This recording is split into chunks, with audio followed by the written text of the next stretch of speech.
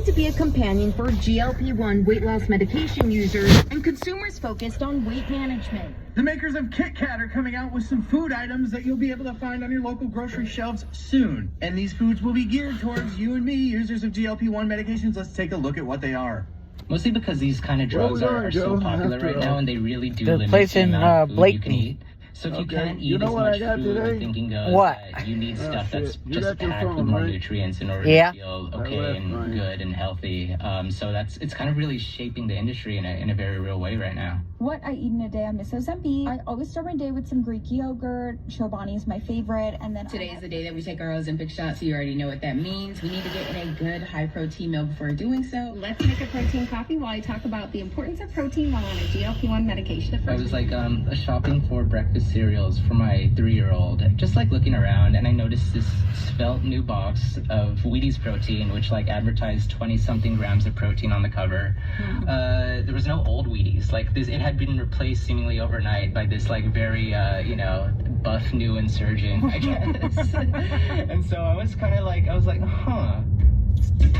And so in the course of this, I hit up General Mills, which, owns this big portfolio of food products, and Wheaties especially, and asked if I could come out and check out what they're doing over there. And weirdly enough, they said yes. Coming up, Chris goes behind the veil at General Mills. That's pretty cool. But anyway, I gotta be a cover. Today Explained is supported by BetterHelp, committed to Whoever I supporting get, mental what health through therapy. You got a Finds Coke? match with A one of Cobra 30,000 from my therapists phone, and you can know, I communicate. Oh, yeah. You drop your phone all the damn time.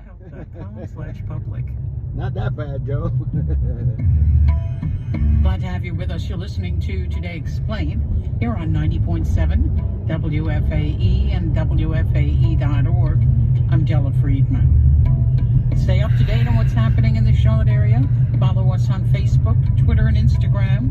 We're at Listen, if you happen to feel WFAE. lonely or something on that side of the house, you're welcome to come and sleep in the bed. And I knew you were going to say that. And give me triple, quadruple thing. Today Explained is back with me, Noelle from work, and Chris Guy-O'Malley. Now, as you've skittered around the aisles of your local grocery store, you have likely wondered it's how are they getting the protein into all this stuff?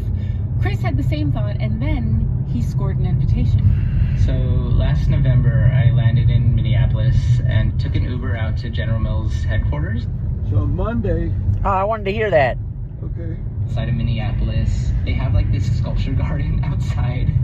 It's like just this beautiful campus with duck ponds, and there was like foliage everywhere. And then I'm inside this building where they make all these snack products. General Mills, they began looking into, jamming protein into a lot of their products maybe a little over 10 years ago.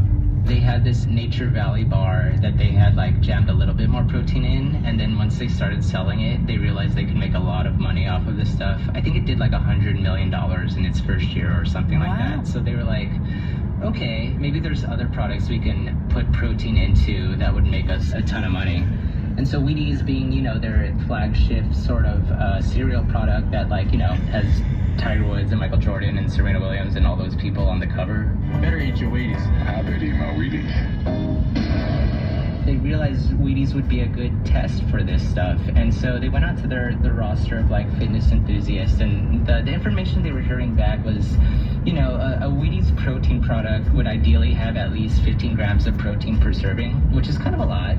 The challenge for them was preserving the fidelity of the flake, because Wheaties eaters are surprisingly hardcore about what a Wheaties should taste like and how hard it should be, like how crunchy it should be. So it was actually wheat germ and soy protein isolate that they had to combine and make it somehow taste like the old version of Wheaties. And they went through 40 different iterations over a multi-year R&D period.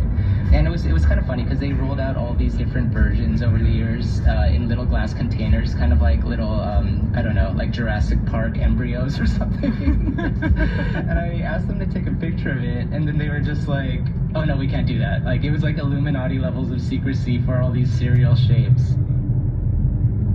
Speaking of Jurassic Park, I was trying to picture how do you get protein into food? Because it's not just Wheaties, it's also Cheerios, it's also, like you said, it's granola bars, it's everything. And all I can imagine is a person with like a big needle. Somehow the needle has liquid protein. They're just like plunging the needle into a Wheatie flake. I'm guessing no, but how does it work? Like, how do they get the protein in there? It isn't too far off from Jurassic Park, as I understand it. You're altering the DNA of whatever the food is on a like very granular level.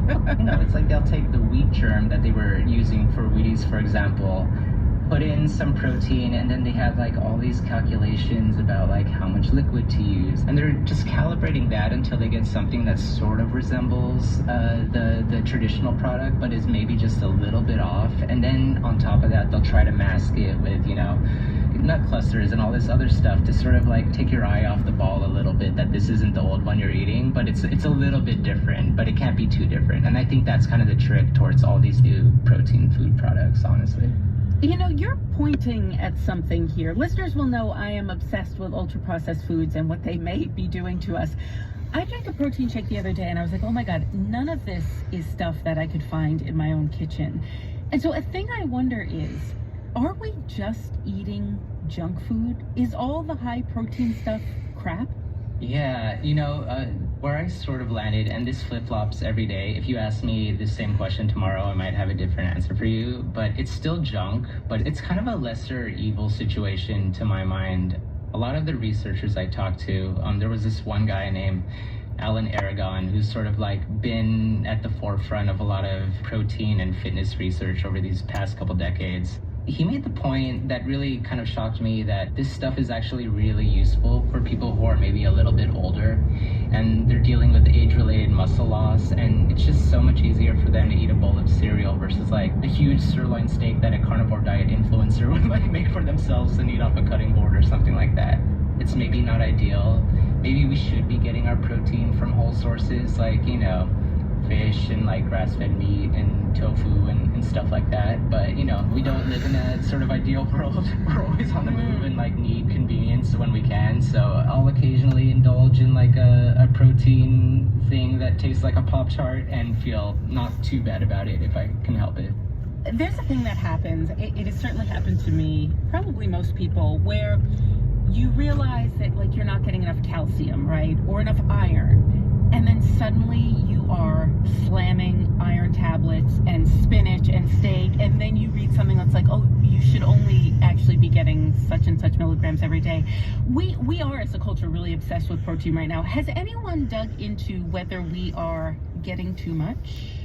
So in terms of how much protein a person might need, the RDA works out to basically 0.8 grams of protein per kilogram of body weight. That's a lot of math, but more recent research suggests that it should be probably closer to 1.6, which is double what the old RDA was. Most people probably aren't getting enough, especially if you work out, and protein is a source of our cellular like healing and all that stuff. So we're probably all not eating enough, honestly. We've all learned to be suspicious of big food companies, right? There are a lot of problems with the American diet, and we're all aware of it. There are a lot of chronic conditions that stem from the American diet. When you think about what the story of protein and its rise and then continued rise tells us about ourselves, what do you think is the story behind the story here? I feel like we're just getting so much smarter about nutrition now. I always think back to my youth when the food pyramid at the bottom of it was like your foundation of a healthy diet is like 6 to 11 daily breads or something. That's so many carbs, that's so much bread. It's so weird because some of this stuff gets really rigid really fast, but then research is also moving fast, and so it's kind of weird because you have to balance some conspiratorial like thinking with all these podcasters and people randos on TikTok who are making like really strong health recommendations not founded in any sort of like real science with sort of what sounds about right. And so it's kind of like a personal calculation is where I've kind of landed on it. If like eating a little bit more protein helps you feel good, then by all means do it. I've personally sort of started eating double the amount that I was eating prior to reporting this story. Then I feel pretty good and not too terrible with myself. So that's where I've landed with all of that. And your muscles got bigger. Yeah, my muscles are so brolic right now, dude. There you go. There you go. That is it. That is why we do it. I know. All right, Chris Gayomali. Check him out at Heavies on Substack. Gabrielle Berbet produced today's show. Amina El Sadi edited. Matthew Billy and Andrea Kristen. Bad Rooster. That's how that name translates. Bad Rooster.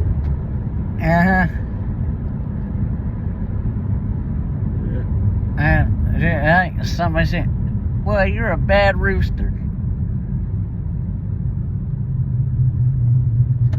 Joey? Yeah? I don't think there's anything... It's a slang, like, it's a slang for, like, bad motherfucker. Okay, but I'm telling you, the word bad and you don't go along. I mean, you're just such a great guy.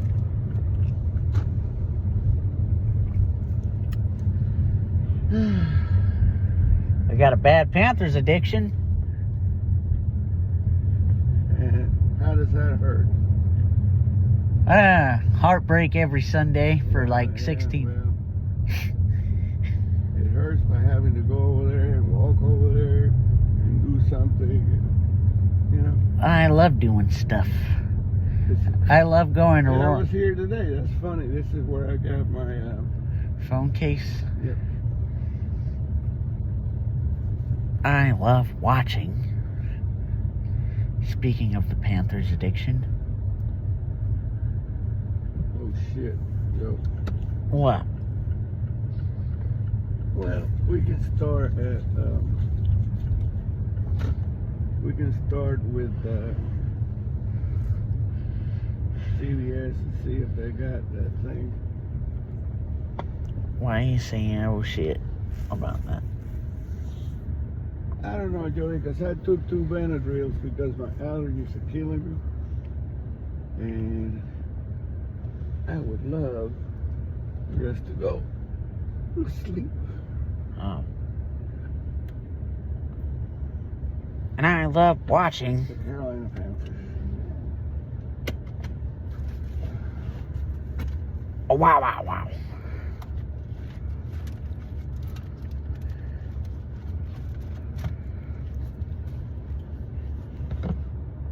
I miss watching. I'll let you sleep tomorrow while I start working on my taxes. Okay. You're done.